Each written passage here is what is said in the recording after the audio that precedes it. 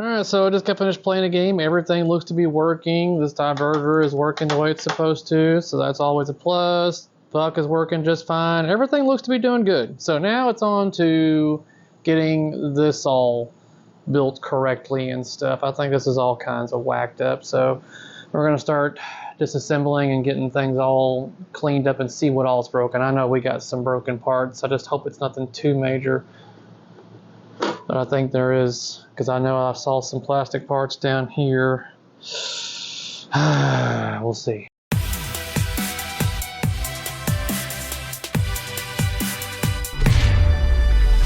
Alright, so what the issue was back here is that we had some broken plastics, and even the line insert is actually still broken. But luckily, where it's broken isn't a major hindrance. As long as it stays in position, this thing should function the way it's supposed to. So to give you an example, and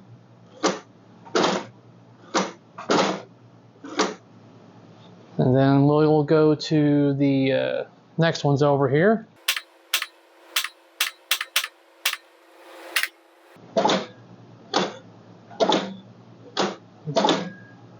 That one's working now.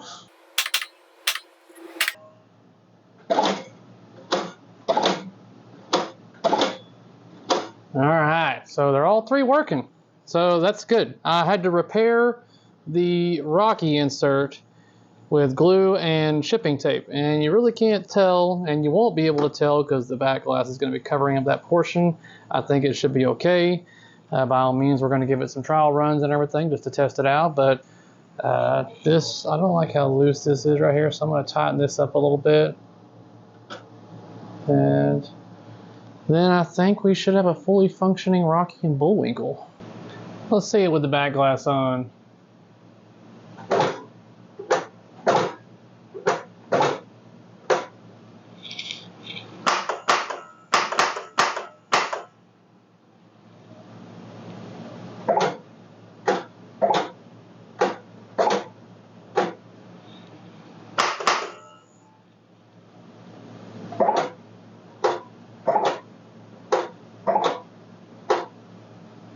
Alright, well guys, play testing it, and I have found another issue right here.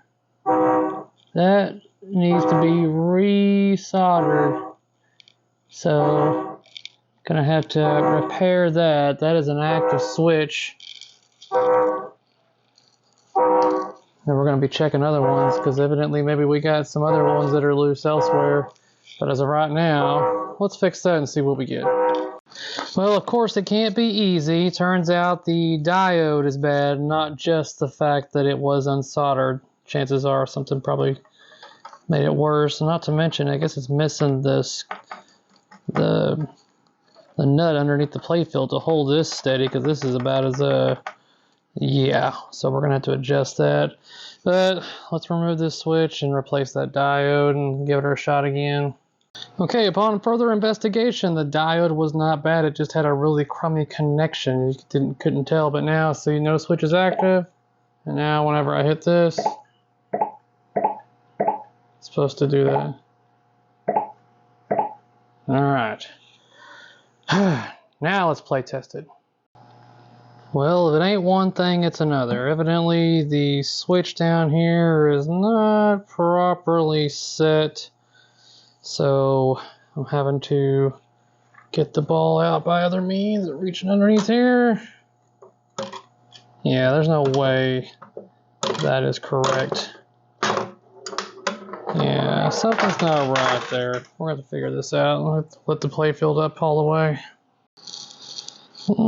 So that's what is missing. I saw this down here earlier, and I was like, well, I don't know what that goes to. Maybe they replaced the one that I repaired earlier. Wherever the hell that one's at. But no, it goes to that one. So I don't think this can be repaired, but I'm going to try anyways and see what we get. Alright, so earlier I found this small spring on the bottom of the cabinet. Wasn't sure where it went, but now I know. So that goes in, pushes down the switch, which tells this thing to eject out. Now, it's not as perfect, so I'm probably going to have to adjust that switch to where it only clicks whenever that ball hits it. Right now I think it's active. Yeah.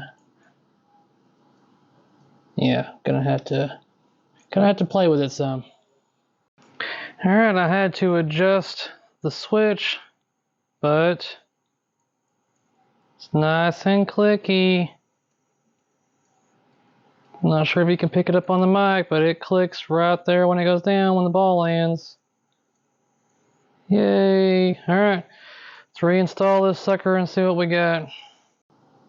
And with the operator mentality, it ain't pretty, but damn it, it's fixed. With super glue, some tape for extra support around the shaft right here, and then a good old-fashioned paper clip to keep it from flying off anymore. Yep. Alright, well, that idea was a bust. Well, I feel like a dumbass because I should know better. I tell people when they get a Data East machine, the first thing they need to do is check their fuse clips because they're gonna be crap more than likely. And it's the thing that I did not do with this game because I was fooled by the power supply looking magnificent. But little did I know, with all these sporadic issues that I'm having, that these fuse clips are absolute friggin' trash. These fuses literally just slide in and out. That one's just setting in there. And I'm sure, yep, that one's just sitting in there too. I'm sure all these are, all right, those two up there might be okay, but screw it. There's a reason why I have a stock of fuse clips. It's for shit like this, and I'm pissed off at myself for not finding it sooner, but the game was going friggin' nuts, and I'm like, what the hell happened?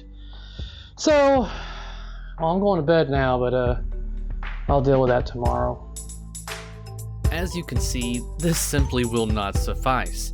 Faulty fuse clips will give the system inconsistent continuity, causing random actions, including game resets.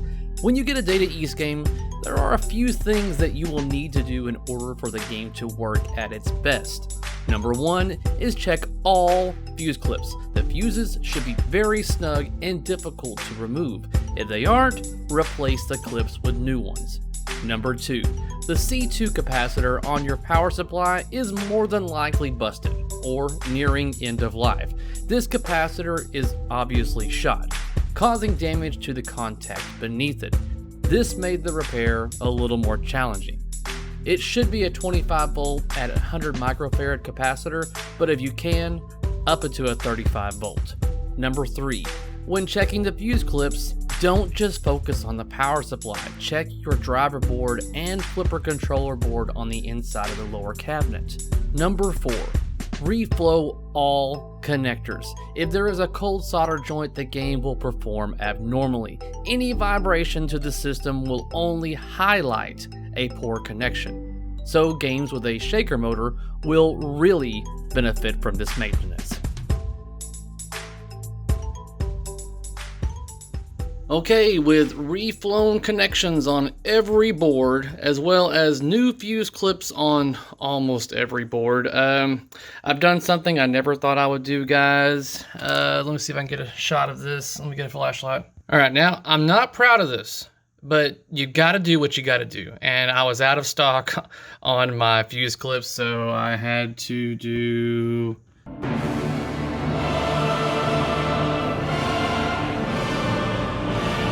that. Ugh. I've never had to do that. I've always had fuse clips, but I've always found plenty of games that look like that, but I've never had to do it myself. Anyways, but the game is working 100% now. Everything's good to go. The thing is, guys, I know you're probably watching this and some of the decisions you're hearing me make, you're like, oh, just do this or just do that. But my main goal when getting a game like this that needs repairs or replacement parts is to primarily, at first, get it to play. I need to find out what all is broken, and the best way to find out what all is broken is to get it to play. So by me rigging certain VUC scoops and stuff like that. It's merely to get it to where I can play the game to figure out what all else needs to be replaced. Now that I've got it completely playable except for that fuck, but I know it works.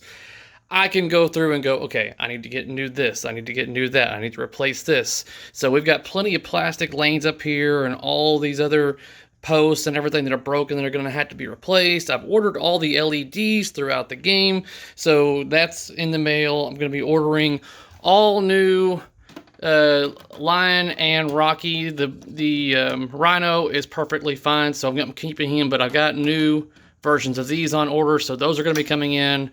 And of course, we're going to be getting Titan rubbers throughout the game. I mean, we're at a point now where it's time to tear it all down and make it pretty while I'm waiting for the parts to come in. I think this post is going to have to be replaced. It's broken on the side. But that's what it is. My main goal is to get the game to work. Once the game's working, then I can play it and figure out what all is going to need to be replaced. And that's where we're at now. I've got my shopping list all together on what's all going to need to be replaced. And we're going to start tearing this baby apart and making it look pretty again.